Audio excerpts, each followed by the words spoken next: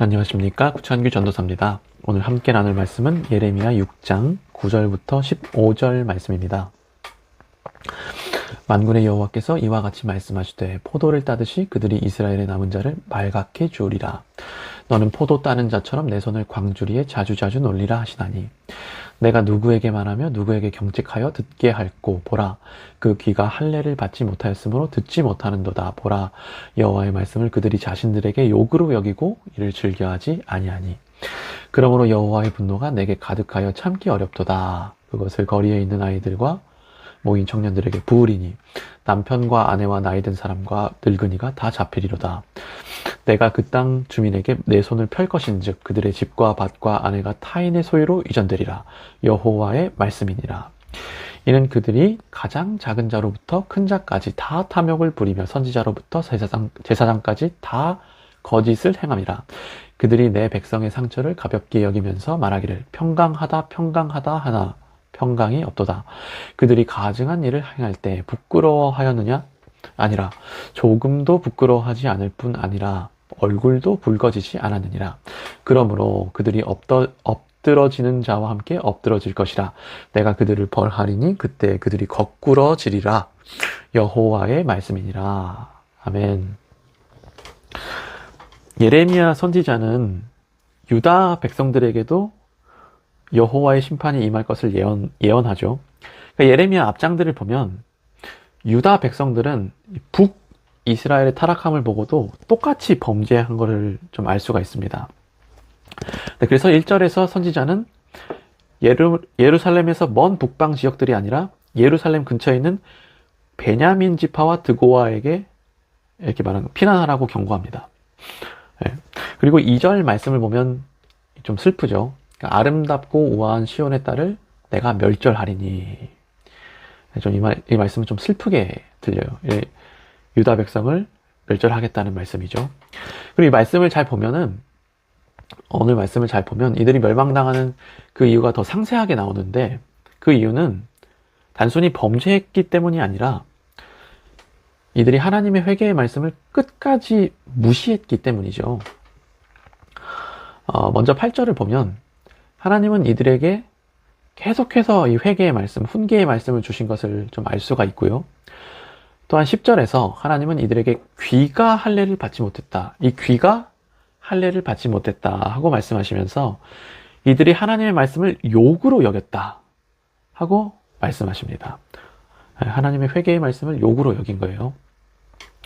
더 나아가 16절을 보시면, 그리고 더 나아가 16절을 보시면 이들은 이런 경고의 말씀, 회개의 말씀을 듣고도 아예 대놓고 이렇게 말을 하죠. 우리는 그리로 가지 않겠노라. 우리는 듣지 않겠노라 하면서 아예 하나님 말씀을 대놓고 거역했습니다. 그래서 하나님은 이들을 멸망시킨 것이죠. 물론 정확하게 멸망은 아니지만 좀 남기셨지만 여하간 하나님은 정말 벌받을 만한 사람에게 벌을 내리신 것이고 정말 죽을 만한 사람을 죽이신 겁니다.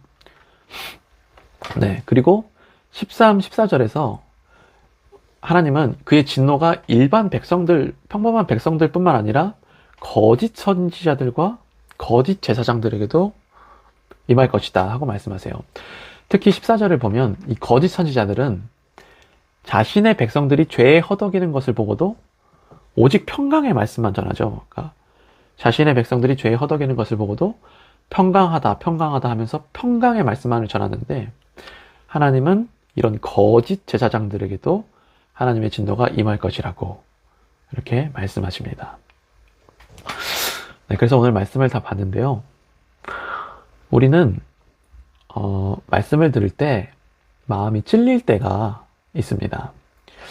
저는 지난 금요 기도회 설교와 이번 주일 오전 오후 설교, 이 모든 설교가 왜 이렇게 찔렸는지 모르겠어요. 그 말씀들이 참 저의 영적 교만할 것도 없는데 영적 교만을 회개하게 하는 그런 말씀들이었던 것 같아요. 그러니까 여하간 우리는 주의 말씀을 들을 때 이렇게 찔리는 경우가 있는데 이 찔리는 말씀, 이 딱딱하고 받아들이기 어려운 말씀들을 좀 잘 받을 줄 알아야 합니다. 물론 이런 말씀을 받아들이기가 쉽지는 않지만 우리는 결코 이런 말씀들을 나를 욕하는 말로 받아들일 수는 없다는 거예요. 네, 그래서 오늘 첫 번째로 나누고 싶은 것은 바로 이것입니다. 우리는 이런 딱딱한 말씀, 훈계의 말씀을 들을 줄 알아야 한다. 이런 말을 들을 줄 아는 자가 오늘 말씀에서 나오는 귀가 할례 받은 자다. 저는 이것을 좀 생각을 했고요. 또한 우리는 복음을 전하는 사람들이죠. 우리의 정체성이 그렇지 않습니까? 그러니까 우리는 하나님의 말씀을 전하는 사람들입니다. 그런데 이 하나님의 말씀에는 좋은 말씀만 있는 것이 아니죠. 평강의 말씀도 있고 위로의 말씀도 있고 어쩔 때는 회개의 말씀, 훈계의 말씀도 있습니다. 그리고 우리는 이러한 하나님의 말씀을 전하는 자로서 하나님이 시키시는 말씀을 전해야 합니다. 평강의 말씀만 전할 수가 없습니다. 네, 그래서 오늘 두 번째로 나누고 싶은 게 바로 이거예요. 하나님이 시키시는 말씀을 전하자. 물론 당연한 얘기인데 우리는 누군가를 정죄할 수 없습니다. 우리는 하나님이 아니에요.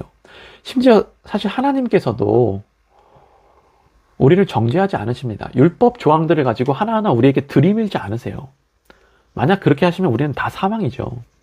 그러나 그와 동시에 하나님의 율법은 살아 있습니다. 그리고 우리는 성도로서 그 법을 지켜야 할 의무가 있고 또한 우리는 그 살아있는 법, 살아있는 말씀을 전해야 하기도 합니다. 그렇지 않으면 우리는 쥐도 새도 모르게 악한 길로 가게 돼 있습니다. 네, 그러므로 사랑하는 성도 여러분, 오늘 말씀을 통해 하나님이 주시는 이 딱딱한 말씀도 잘 듣고 이 딱딱한 말씀을 잘 전하는 우리 되기를 예수님의 이름으로 소망합니다. 네, 기도 제목 나눌게요. 오늘은 이 들을 귀와 전할 입을 달라고.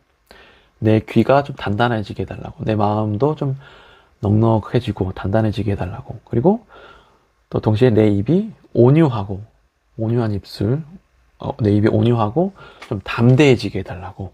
이렇게 들을 귀와 전할 입을 달라고 오늘 함께 기도하기 원합니다. 기도하겠습니다.